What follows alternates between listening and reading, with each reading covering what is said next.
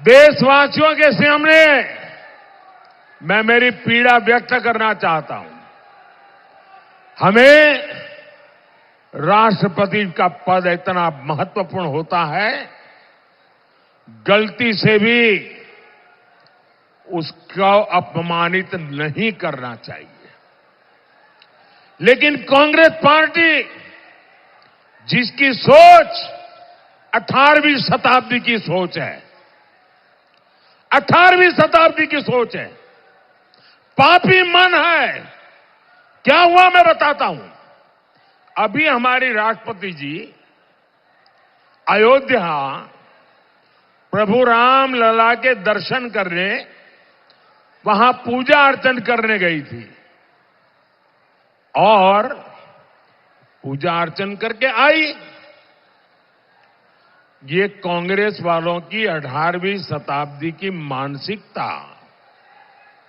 विकृत मानसिकता, पापी मन ये कह रहा है। घोषणा की उन्होंने प्रेस कॉन्फ्रेंस करके मुंबई में, ये कहा कि ये राम मंदिर का अब हम शुद्धिकरण करेंगे, राम मंदिर को गंगा जल से धोएंगे।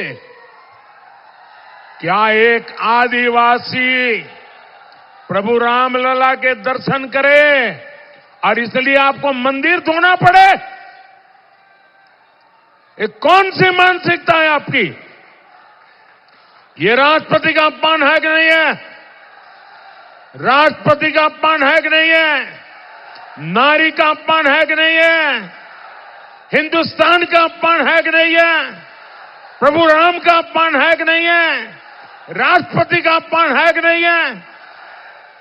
ऐसे लोगों को माफ कर सकते हैं क्या? कभी भी माफ कर सकते हैं क्या? हिंदुस्तान ऐसे लोगों को माफ कर सकता है क्या? भाइयों बहनों, ये कांग्रेस वाले लोग हैं, उन्हें सिर्फ आपसे वोट चाहिए, उनको आपके प्रति प्रेम नहीं है, वो आपको मनुष्य मानने को तैयार नहीं है। भाइयों, इतना बड़ा पाप उन्होंने किया और इसलिए पीड़ा मैं देशवासियों के सामने रख रहा हूं। मुझे बताइए, ये लोग आपसे एक वोट पाने के हकदार है क्या? साथियों, 2024 का लोकसभा चुनाव ये सिर्फ सरकार बनाने का चुनाव नहीं है। ये चुनाव देश बनाने का चुनाव है। ये चुनाव चोर लुटेरों से देश को बचाने का चुनाव है। ये चुनाव आपके बच्चों का भविष्य सुनिश्चित करने के लिए चुनाव है।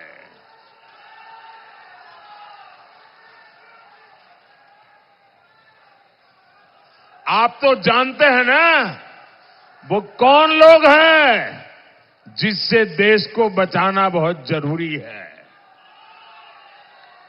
जेएमएम, कांग्रेस और इंडी गठबंधन के जो कारनामे हैं, उनकी जो सोच है, उनकी जो दिशा है,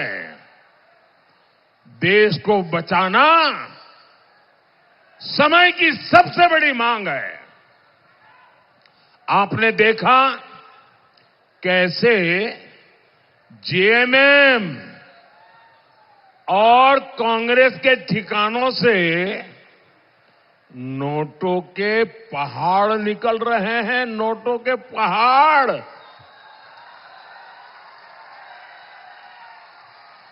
यहां मंत्री का पीए का भी नौकर,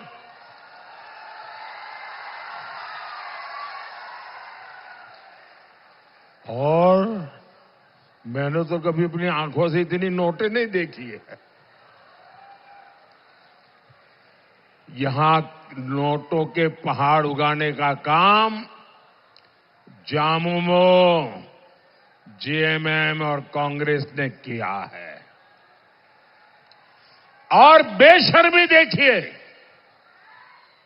इतनी नोटें निकलने के बाद शर्म से माथा झुक जाए, कोई आंख तक ऊंची न करे, ये ऐसे बेशर्म है, इनको कोई परवाह नहीं है।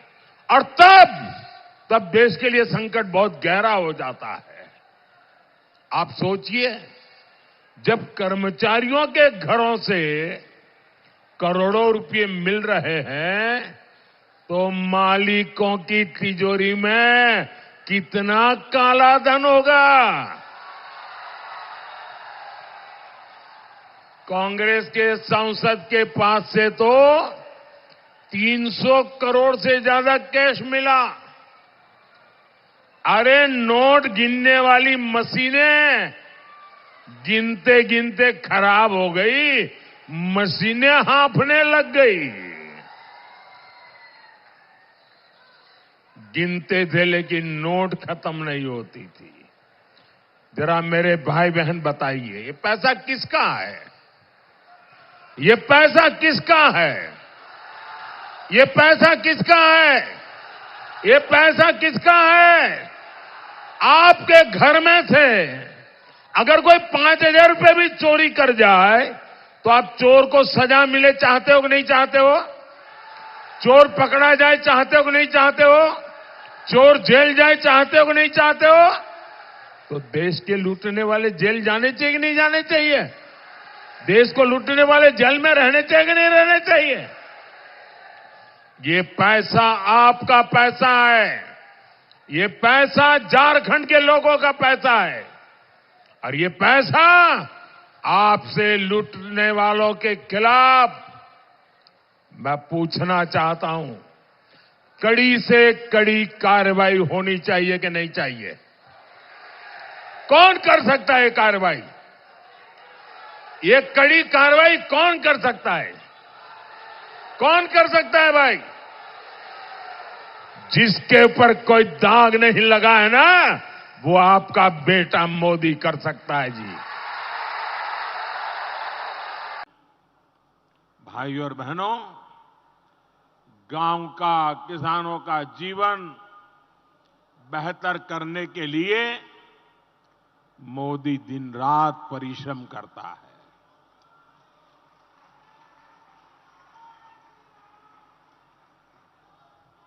आपने तो देखा है, 10 साल पहले किसानों को यूरिया के लिए कितनी परेशानी होती थी। आज यूरिया और दूसरी खाद के लिए कोई परेशानी नहीं है।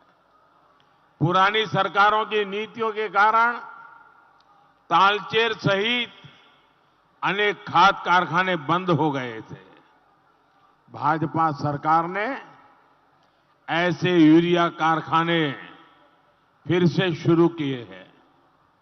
तालचेर में भी तेज गति से काम चल रहा है। दुनिया में यूरिया की जो बोरी 3,000 रुपये में बिकती है, वो आपको मोदी सरकार 300 रुपये से भी कम कीमत में देती है।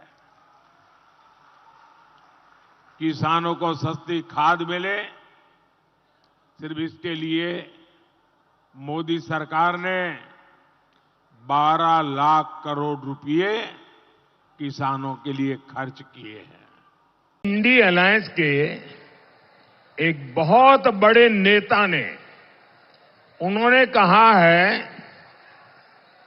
कि चुनाव के बाद जो छोटे छोटे राजनीतिक दल हैं, उन सब ने कांग्रेस में विलय कर देना चाहिए। और ये बयान कांग्रेस के नेता का नहीं है, एक छोटी पार्टी के नेता का बयान है, लेकिन बड़े नेता का बयान है। उन्होंने कहा कि ये जो छोटे छोटे दल हैं, जेएमएम जैसे, उन सब ने अपना विलय कांग्रेस में कर देना चाहिए। मैं सोच रहा था कि उन्होंने ऐसा सुझाव क्यों दिया। उनके मन में इतनी हताशा, इतनी निराशा घर कर गई है कि 4 जून के बाद अपनी पार्टी का अस्तित्व मिटाकर कुछ दिन गुजारा करने के लिए वो सोच रहे हैं। वो क्षेत्रीय पार्टियों का जो भी इंडी अलायंस की साथी है, उनका अस्तित्व खत्म कर देना चाहते हैं। और सोचने के बाद और पिछले 3 चरण के मतदानों के रुझान के बाद मुझे बराबर समझ आया कि उन्होंने ऐसा क्यों कहा है। क्योंकि उनके मन में पक्का हो गया है कि कांग्रेस और उसके साथी सब मिलाकर के भी मान्य विपक्ष को जितनी सीटें चाहिए, ऑपोजिशन को जितनी सीटें चाहिए, जो 10% होती है, यानी करीब करीब 50 के ऊपर थोड़ी, लेकिन उनको लग रहा है इतनी भी नहीं आएगी। और अगर विलय कर देंगे तो फिर हमारे पूरे समूह को हो सकता है मान्य विपक्ष के रूप में मान्यता मिल जाए। आप देखिए, देश की जनता ने ये तिकड़म लड़ाने वालों को कैसा सबक सिखाया है। 3 चरणों में ही ऐसा सबक सिखा दिया है कि वे विलय करके मान्य विपक्ष के लिए जगह ढूंढ रहे हैं। और इसके लिए मैं देशवासियों को एडवांस में बधाई देता हूं। भाइयों बहनों, मैं अभी उड़ीसा से आ रहा हूं। उसके 1 दिन पहले मैं तेलंगाना में था। तेलंगाना में, उड़ीसा में, आंध्र में, इन सब स्थानों पे जाके आया हूं। मैं साथियों बड़ी जिम्मेवारी के साथ कहता हूं कि इस चुनाव के साथ साथ जहां विधानसभा के चुनाव भी चल रहे हैं, जैसे उड़ीसा में है, आंध्र में है, अरुणाचल प्रदेश में है, जहां जहां विधानसभा के चुनाव भी साथ में है, सिर्फ दिल्ली में 400 पार करेंगे इतना ही नहीं, विधानसभा में भी भारी बहुमत से एनडीए की सरकारें बनेगी।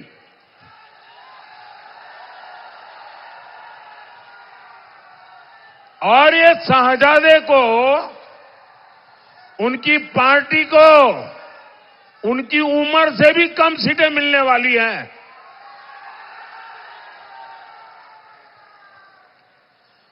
आज देश में जहां जहां जाता हूं, एक ही स्वर में,